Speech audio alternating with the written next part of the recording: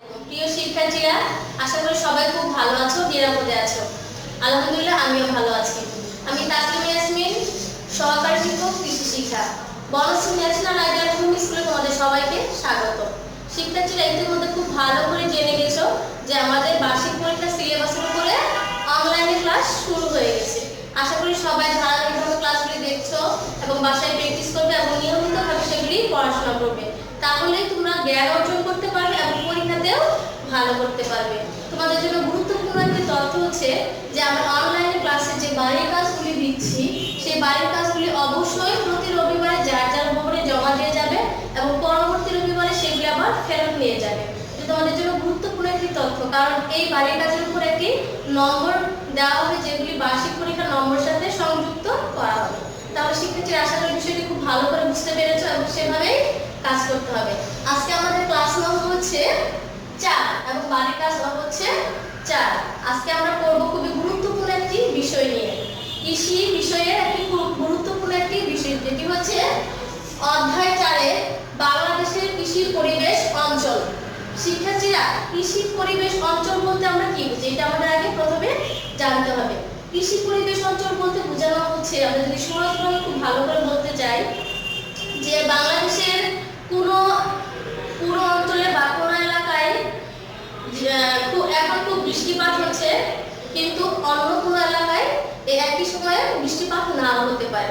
অর্থাৎ কোনো এলাকায় বৃষ্টিপাত খুব কম হয়, আবার কোনো এলাকায় বৃষ্টিপাত খুব বেশি হয়।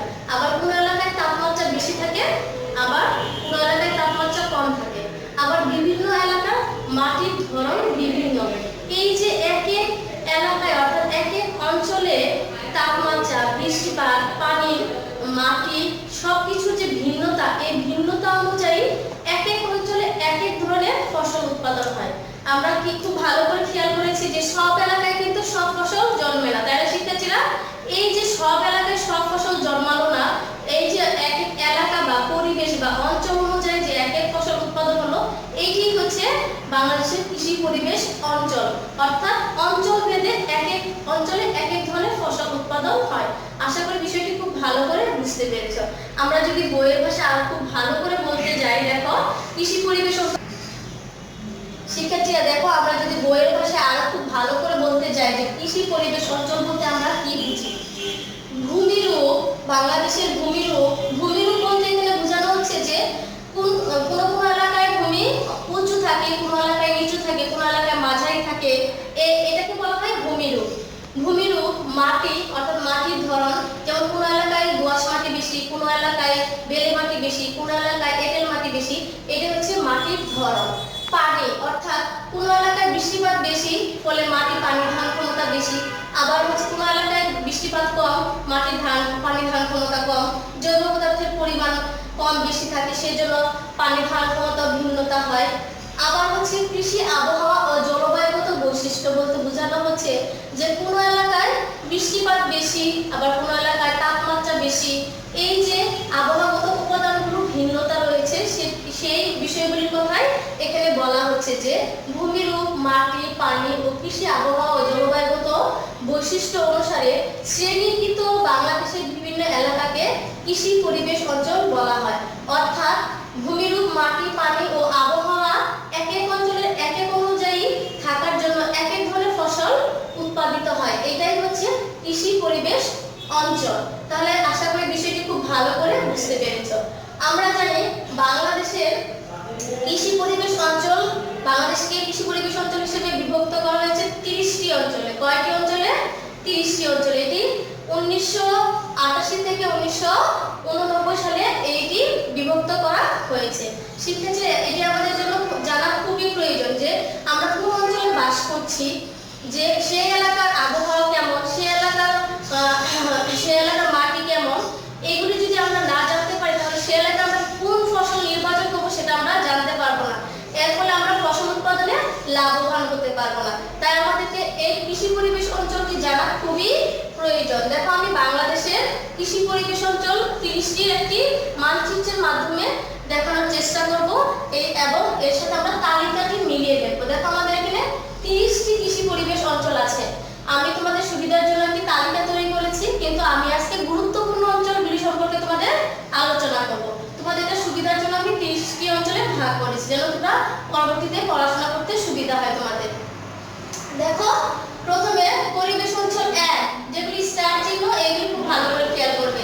এখানকার এলাকা হচ্ছে দিনাজপুর, পঞ্চগড়, আর এখানে ফসল হচ্ছে লিচু, আম, চা, কমলা। এই যে পরিবেশ অঞ্চল 1, এটি হচ্ছে পরিবেশ অঞ্চল 1। তারপরে পরিবেশ অঞ্চল 3, 4 হচ্ছে গুরুত্বপূর্ণ। রংপুর, বগুড়া অংশবিশেষ হচ্ছে কৃষি পরিবেশ অঞ্চল 3 ও 4, আর এখানকার ফসল হচ্ছে তামাক, সবজি। তাহলে পরিবেশ অঞ্চল 3, 4 এ সবজি অনেক ভালো জন্মে। পরিবেশ অঞ্চল এই যে 3, তারপর হচ্ছে এই যে 4। তারপর হচ্ছে পরিবেশ অঞ্চল 9, 9 খুবই গুরুত্বপূর্ণ একটি পরিবেশ অঞ্চল। দেখো জামালপুর এবং ময়মনসিংহ হচ্ছে পরিবেশ অঞ্চল 9, এখানে প্রায় সকল ফসল জন্মে। তাহলে এই অঞ্চলটি খুবই গুরুত্বপূর্ণ কৃষি ফসল উৎপাদনের জন্য। তারপর হচ্ছে দেখো পরিবেশ অঞ্চল 13, 13 হচ্ছে উপকূলীয় অঞ্চল। আমরা জানি উপকূলীয় অঞ্চলেও প্রচুর ফসল জন্মে, তাই না? তাই উপকূলীয় অঞ্চল 13 হচ্ছে গুরুত্বপূর্ণ। এখানে হচ্ছে সুন্দরী গাছ পাওয়া যায়, যেটি খুবই গুরুত্বপূর্ণ একটি কাঠ গাছ, এবং গুলপাতা দিয়ে সেই এলাকার অনেক ঘরবাড়ি তৈরি করা হয় এবং বাণিজ্যিকভাবেও লাভবান হওয়া যায়। তারপর হচ্ছে পরিবেশ অঞ্চল 16, 16 হচ্ছে এলাকা হচ্ছে কুমিল্লা, চাঁদপুর। এখানকার ফসল হচ্ছে আলু, সবজি, কলা। আবার পরিবেশ অঞ্চল 18, আমি গুরুত্বপূর্ণ অঞ্চলগুলি তোমাদেরকে বলার চেষ্টা করছি। 18 হচ্ছে ভুলার চর। এখানে ফসল হচ্ছে নারকেল এবং পান। আমরা জানি ভুলাতে নারকেল অনেক ভালো পাওয়া যায়, অনেক বেশি উৎপাদিত হয়। তারপর হচ্ছে পরিবেশ অঞ্চল 20, সিলেট। এখানে হচ্ছে গরু, ধান এবং মাছ পাওয়া যায় প্রচুর পরিমাণে। তাহলে আমরা জেনে গেলাম যে সিলেটে প্রচুর মাছ পাওয়া যায় এবং গরু, ধান পাওয়া যায়। আবার দেখো আমরা পরবর্তীতে যাচ্ছি পরিবেশ অঞ্চল 21 হচ্ছে খুবই গুরুত্বপূর্ণ, কারণ হচ্ছে এখানে দেখো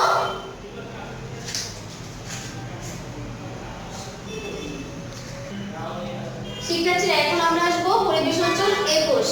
21 এর এলাকা হচ্ছে সুনামগঞ্জের এলাকা। এখানে ফসল কি? গরু, ধান, মাছ, সবজি। তাহলে বাংলাদেশের জন্য সুনামগঞ্জ কৃষি পরিবেশ অঞ্চলটি খুবই গুরুত্বপূর্ণ, কারণ এখানে আমরা ধান পাচ্ছি, মাছ পাচ্ছি এবং সবজিও পাচ্ছি। এটি কৃষি উৎপাদনের জন্য খুবই গুরুত্বপূর্ণ একটি অঞ্চল। তারপর দেখো পরিবেশ অঞ্চল 22, যেমন এখানকার এলাকা হচ্ছে নেত্রকোনা, মৌলভীবাজার। এখানে পাওয়া যায় সুপারি, লেবু, কমলা, পান। তারপরে পরিবেশ অঞ্চল হচ্ছে 24, সেন্ট মার্টিন, কুড়ালদি এলাকা। সেন্ট মার্টিন আমরা সবাই খুব সেন্ট মার্টিন সম্পর্কে জানি, আর এখানে ফসল হচ্ছে নারকেল।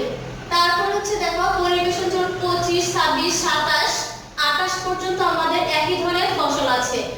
আর এখানকার রাজশাহী এবং দিনাজপুরকে 25, 26, 27, 28 পর্যন্ত 27 পর্যন্ত শনাক্ত করা হয়েছে। 27 পর্যন্ত 25, 26, 27 পর্যন্ত শনাক্ত করা হয়েছে। আর এখানে তিনটি অঞ্চলেরই ফসল হচ্ছে প্রায় সকল ফসলই পাওয়া যায়। তাহলে আমাদের কৃষি উৎপাদনের জন্য 25, 26, 27 অঞ্চলও খুবই গুরুত্বপূর্ণ। তারপর হচ্ছে দেখো পরিবেশ অঞ্চল 28, এখানকার এলাকা হচ্ছে মধুপুর থেকে ঢাকার তেজগাঁও পর্যন্ত। আর এখানে ফসল হিসেবে অর্থাৎ বৃক্ষ পাওয়া যায়, এখানে শাল বৃক্ষ পাওয়া যায়। এটি অর্থনৈতিকভাবে খুবই গুরুত্বপূর্ণ একটি ফসল, শাল বৃক্ষ। কারণ শাল বৃক্ষ থেকে আমরা অনেক আসবাবপত্র তৈরি করতে পারি, তাই না? প্রয়োজনীয় অনেক জিনিসপত্র তৈরি করে থাকি। এরপর হচ্ছে পরিবেশ অঞ্চল 29, 30, এই দুটিও মোটামুটি গুরুত্বপূর্ণ। দেখো 29 হচ্ছে রাঙামাটি, বান্দরবান এলাকা, এবং এখানে পাওয়া যায় চা।